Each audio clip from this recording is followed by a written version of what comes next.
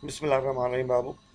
Now we are going to discuss about last topic of the chapter number 6, that is called the DNA damage. Chromosome and DNA, name of the chapter, and interbotany. Now, how DNA become damaged? DNA किस तरह damage होता है? DNA के damage के तरीके क्या हैं बाबू? हम उनको डिस्कस करेंगे इस टॉपिक के अंदर. So there are various ways by which DNA duplex is damaged.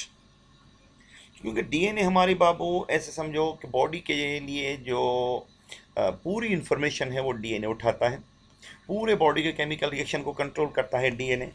अब ये डीएनए कभी कभी डैमेज भी होता है, डैमेज हो जाता है. वो वेरियस फैक्टर्स हैं, वेरियस वेज हैं by which DNA duplex can be damaged. So but following three are the major of major importance.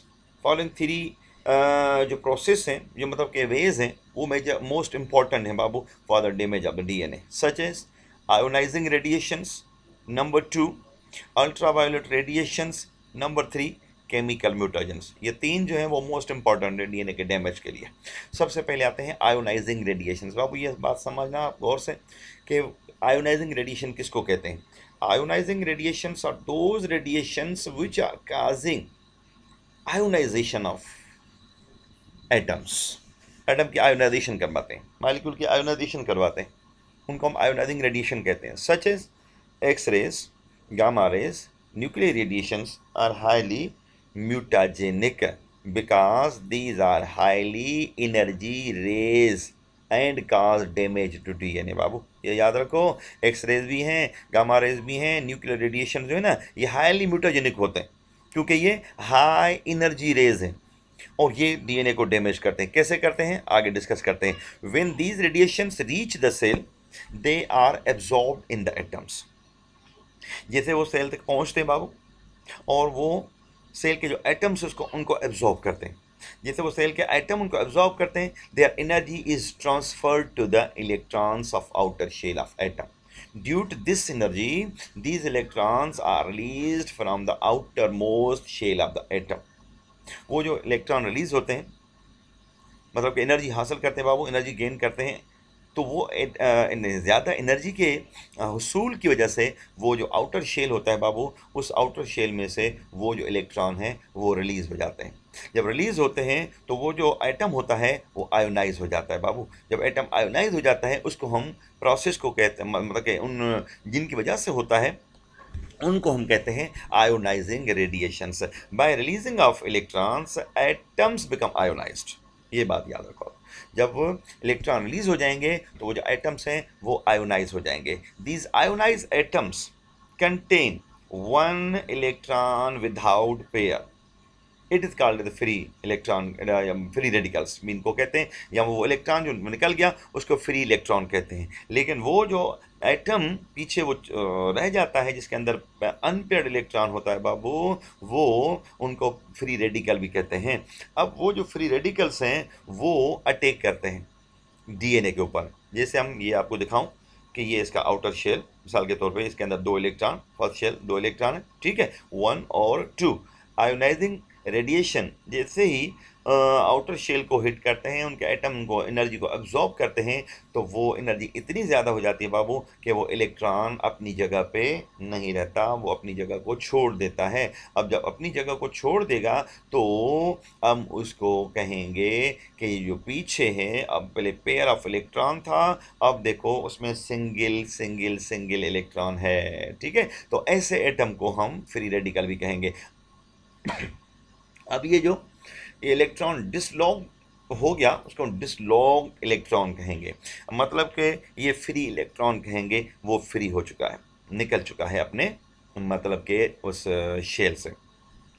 Most of the cells atom reside in the water, not in the DNA. So majority of the free electrons produced by ionizing radiations are released from water, not from the DNA.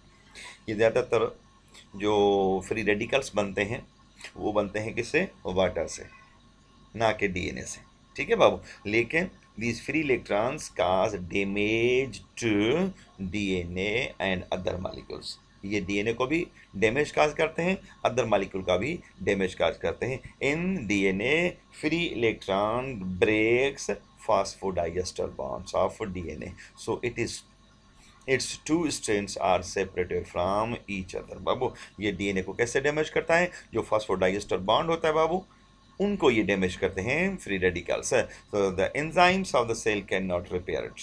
अब ये cell के enzyme में भी power नहीं है कि उसको repair कर सके.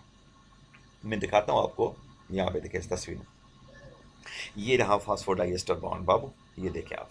ठीक है, यहाँ पे फॉस्फेट और इसके साथ बॉन्ड करती है, और फॉस्फेट इस कार्बन के साथ भी, कार्बन नंबर 3 के साथ, कार्बन नंबर 5 के साथ. ठीक है, तो यहाँ पे भी ईस्टर बॉन्ड बनता है और इस तरह भी ईस्टर बॉन्ड बनता है, तो इसको कहते हैं फॉस्फोडाइएस्टर बॉन्ड कहते हैं बाबू. अब ये जो फॉस्फोडाइएस्टर बॉन्ड है ना, वो टूट जाता है. कौन तोड़ता है? ये आयोनाइजिंग रेडिएशंस इनको तोड़ देते हैं. अब यहाँ पे देखें कि जब फॉस्फोडाइएस्टर बॉन्ड टूट जाएगा तो ये डीएनए का जो स्ट्रैंड है वो रप्चर हो जाएगा, ये डैमेज हो जाएगा. ठीक है, और यहाँ पे तो इनडायरेक्ट वे में, एक मिनट, यहाँ पे तो एक इनडायरेक्ट एक्शन है. ठीक है, तो वाटर को डैमेज करते हैं, वाटर से मतलब कि फ्री रेडिकल्स बनते हैं, आयंस बनते हैं, वो उनको डैमेज करते हैं, या फिर डायरेक्ट फोटॉन जो है डायरेक्टली डीएनए को डैमेज करे, या तो डायरेक्ट करे या तो इनडायरेक्टली करे बाबू. तो ये डीएनए का डैमेज होता है through ionizing radiations. Number 2, ultraviolet radiations. UV radiations are the part of sunlight which cause sunburn. आप देखते हैं कि जब हम बाहर धूप में खड़े होते हैं तो वहाँ पे हमें सन बर्निंग होती है. ये सन बर्निंग काज करने वाले जो रेडिएशंस हैं उनको अल्ट्रावायलेट रेडिएशंस कहते हैं बाबू. और these radiation do not have lot of energy, then they can cause ionization, but these rays contain less energy as compared to X-rays and other, so they do not produce free radicals. तो ये free radicals produce नहीं करते बाबू. जैसे मैंने कहा, वो atom जिसमें से इलेक्ट्रॉन मतलब कि जिसमें अनपेयर्ड इलेक्ट्रॉन हो वो बिहेव करता है फ्री रेडिकल. अनपेयर्ड क्यों हुआ उसके अंदर बाबू? क्योंकि उससे इलेक्ट्रॉन इजेक्ट हो गया हाई एनर्जी की वजह से, एक्सरेज की वजह से, गामा रेज की वजह से वो इलेक्ट्रॉन जो इजेक्ट हो गया, अब वो फ्री रेडिकल कहलाएगा. अब वो डैमेज करता है, लेकिन यहाँ पे ये इसमें ताकत नहीं होती फ्री रेडिकल बनाने की. Only ring containing organic compounds absorb these raise and these rays cause damage to such compounds such as DNA etc. अब यहाँ पे तस्वीर में देखें ये कैसे डैमेज करते हैं. DNA damage bye UV. ये थायमाइन डिमर बना रहे हैं, ये देखें आप, थायमाइन को थायमाइन के साथ ये देखें आप क्या कर रहे हैं, साइक्लोब्यूटेन रिंग बना रहे हैं. ठीक, तो ये थायमाइन डायमर कहलाता है. डायमर कहते हैं, di means two, mers means molecules कहते हैं बाबू, तो ये डायमर बनता है. These linked bases are incapable of base pairing and cause DNA polymerase to stop. ठीक है बाबू, अब ये जो आपस में मिल गए तो ये प्रॉपर्ली पेयरिंग नहीं करवाते. ठीक है, मैं दूसरी तस्वीर में दिखाता हूँ, ये आप देखें. अब ये नॉर्मल स्ट्रक्चर है, इनकमिंग यूवी फोटॉन जब इसको अटैक करते हैं तो ये देखिए आप, इनको आपस में जोड़ दिया, ये आपस में मिला देंगे, तो ये इनके साथ पेयर नहीं कर सकते. तो जाहिर बात है जो आरएनए और डीएनए पॉलीमरेज आएगा तो इनके साथ पेयरिंग नहीं करवा सकता, तो इस तरह डीएनए का डैमेज हो जाएगा. उसके बाद है बाबू third one, chemical mutations. Chemical mutations are those mutations which can damage the DNA by different ways. Most मतलब के chemicals, there are certain type of chemicals which are also causing the damage of the DNA.